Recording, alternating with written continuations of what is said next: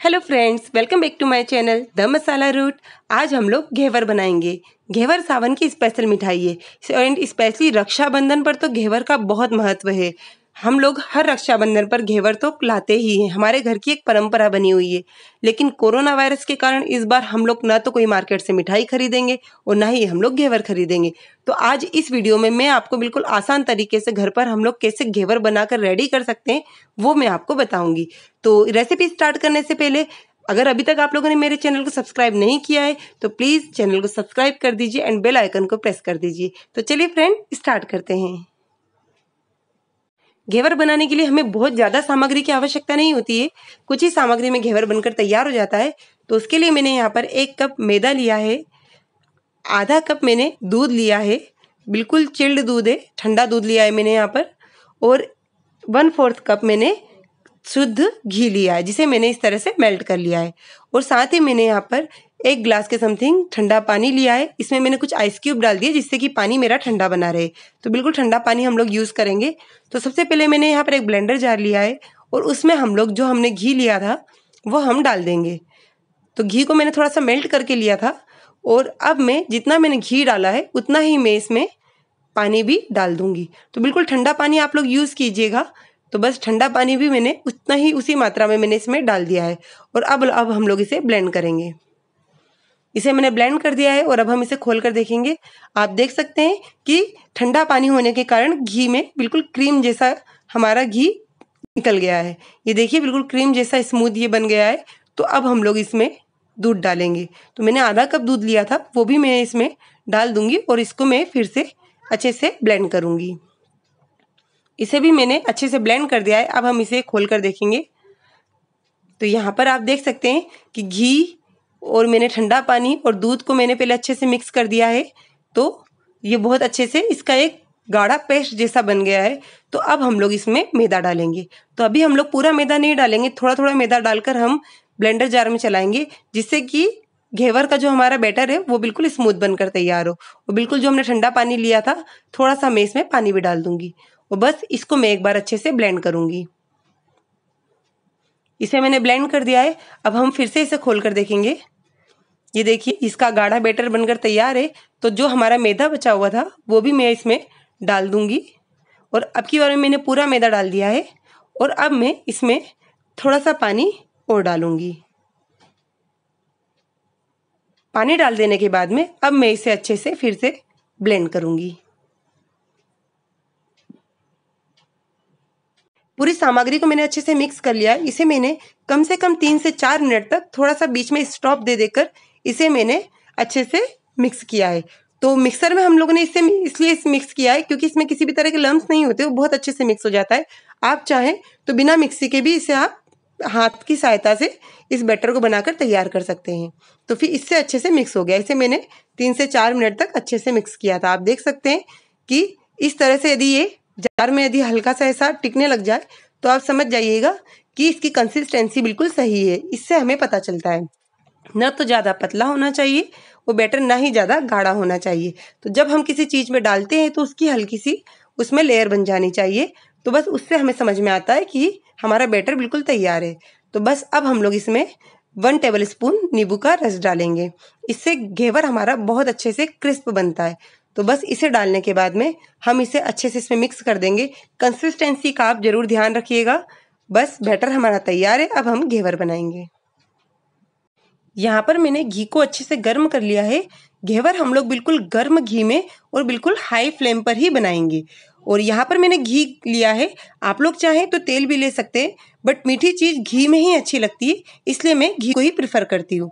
और हम लोगों ने जो बैटर बनाकर रेडी किया था उसे मैंने एक छोटे बाउल में शिफ्ट कर लिया है जिससे घेवर बनाने में हमें आसानी होगी। तो अब मैं 1 चम्मच लेकर इस तरह से फैलाते हुए घी में इसे डालूंगी। 1 चम्मच मैंने इस तरह से फैलाते हुए इसमें डाल दिया है। और जब तक इसकी आवाज़ आना कम नहीं हो जाती तब तक हम दूसरा चम्मच नहीं डालेंगे। तो अब आप देख सकते हैं कि ये हल्का सा सीख चुका है, आवाज़ आना कम हो गई है। तो बस अब हम लोग इस कंडीशन में दूसरा चम्मच भी लेकर इस तरह से फैलाते हुए डालेंगे। और इसे भी हम लोग आवाज़ जब तक आना बंद नहीं हो जाती तब तक सीखने देंगे। आवाज़ आ रही है इसका मतलब अभी हमारा घेवर सीख नहीं रहा है। आवाज़ आना कम हो जाएगी तो समझ जाइएगा सीखने लगा है। आवाज़ कम हो गई है तो अब की बार में मैं 2 चम्मच इस तरह से लेके इसे फैलाते हुए डालूंगी। अभी तक मैंने इसमें 4 चम्मच बैटर डाला है और अब मैं बीच में इसमें छोटा सा छेद कर दूंगी। बस छेद मैंने इसमें कर दिया है, आवाज़ आना फिर से कम हो गई है, तो अब मैं इसमें थोड़ा सा बैटर और डालूंगी। तो अब की बार में मैं इस तरह से किनारों में घुमाते हुए बैटर को डालूंगी और कम से कम मैं अब की बार 3 चम्मच बैटर इसमें डालूंगी। तो हमें इसी तरह से इसे घुमाते हुए डालना होगा, जिससे कि हमारा घेवर बिल्कुल जालीदार बनकर तैयार होगा। और इसके हम लोग अब एक चाकू की सहायता से जो इसका किनारे हैं उसे हम इस तरह से घुमाते हुए अलग कर देंगे, जिससे कि घेवर हमारा किनारों में चिपकेगा नहीं और तले पे वो यूं भी नहीं चिपकेगा, क्योंकि हम इस तरह से जालीदार घेवर बना रहे हैं तो वो ऊपर ही इस तरह से रहेगा। तो बस अब हमने इसके किनारे निकाल दिए हैं। इसी तरह से अब हम लोग हाई फ्लेम पर इसे सिकने देंगे जब तक कि इसका कलर गोल्डन ब्राउन नहीं हो जाता है। तो आप देख सकते हैं कि हल्के हल्का सिकने लगा है, इसका कलर चेंज होने लगा है। तो बस हम लोग इसे इसी तरह से सिकने देंगे। तो यहाँ पर आप देख सकते हैं कि घेवर हमारा सिक चुका है, इसका कलर भी चेंज हो गया है। तो अब मैं इसे धीरे से निकाल लूँगी। तो आप देख सकते हैं कितना जालीदार हमारा, कितना अच्छा घेवर बनकर तैयार हो गया है। तो अब मैं इसे एक प्लेट में निकाल लूँगी। तो बस आप इसे इतना इजीली घर पर बनाकर रेडी कर सकते हैं। तो बिल्कुल हाई फ्लेम पर हमारा घी अभी भी बहुत गर्म है। तो अब मैं इसी में दूसरा भी घेवर डालकर रेडी करूँगी। तो इसे इस तरह से फैलाते हुए हम लोग इसे भी सिकने देंगे। इससे आवाज़ आना कम हो गई है, तो अब हम लोग इसमें दूसरा चम्मच भी बैटर डाल देंगे और इसे भी हम लोग तब तक सिकने देंगे जब तक कि आवाज़ आना हल्की सी कम नहीं हो जाती है। तो ये भी, इसका भी जो हमने बैटर डाला ये भी सिक चुका है। तो अब हम लोग 1 चम्मच इसमें बैटर और डालेंगे और इसे भी इसी तरह से सिकने देंगे। यहाँ पर मैंने सारे घेवर इसी तरह से बनाकर तैयार कर लिए हैं और अब हम लोग इसकी आगे की प्रोसेस करेंगे। अब हम लोग घेवर के लिए चाशनी रेडी करेंगे, जिसके लिए यहाँ पर मैंने 1 कप शक्कर इस बर्तन में डाल दी है और 1 कप शक्कर के लिए यहाँ पर मैंने आधा कप पानी लिया है और बस पानी भी मैंने इसमें डाल दिया है। चाशनी हम लोग हाई फ्लेम पर बनाकर तैयार करेंगे। तो बस शक्कर को इसमें पानी में इसमें इस तरह से हिला देंगे और शक्कर को अच्छे से मेल्ट होने देंगे। शक्कर मेल्ट हो चुकी है अच्छे से। तो अब हम लोग इसमें, मैंने यहाँ पर 3 से 4 इलायची लिए जिसे बारीक पीस लिया है, उसे मैं इसमें डाल दूंगी और इसे मैं अच्छे से हिला दूंगी। तो बस इसे इसी तरह से कंटिन्यू हम लोग हिलाएंगे और ध्यान रखिएगा कि घेवर की चाशनी हम लोग थोड़ी सी गाढ़ी तैयार करेंगे, 1 तार की चाशनी बनाएंगे। तो अभी ये थोड़ी सी मुझे पतली लग रही है, तो अभी हम लोग इसे और गाढ़ा करेंगे, क्योंकि घेवर में यदि पतली चाशनी डालेंगे तो घेवर हमारे क्रिस्पी नहीं रहेंगे, एकदम नरम हो जाएंगे। तो हमें घेवर क्रिस्प बनाने हैं, इसलिए हम लोग थोड़ी चाशनी गाढ़ी लेंगे।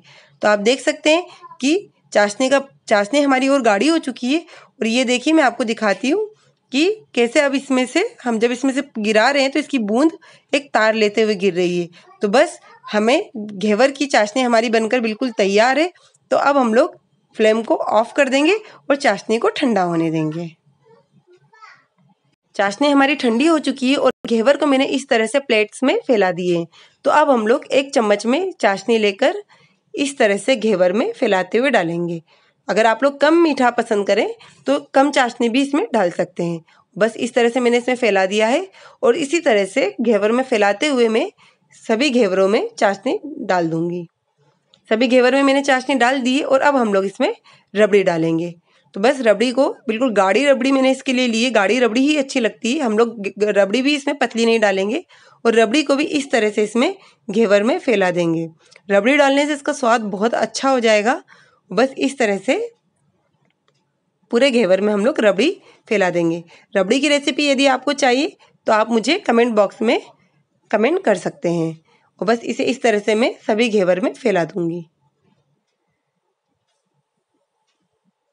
सभी घेवरों में मैंने रबड़ी फैला दी है। तो अब हम लोग इसमें, यहाँ पर मैंने कुछ पिस्ता लिए हैं जिसे मैंने इस तरह से बारीक काट लिए, उसे भी मैं इसमें फैला दूंगी। तो बस सभी पिस्ता हम लोग सभी घेवरों में फैला देंगे इस तरह से।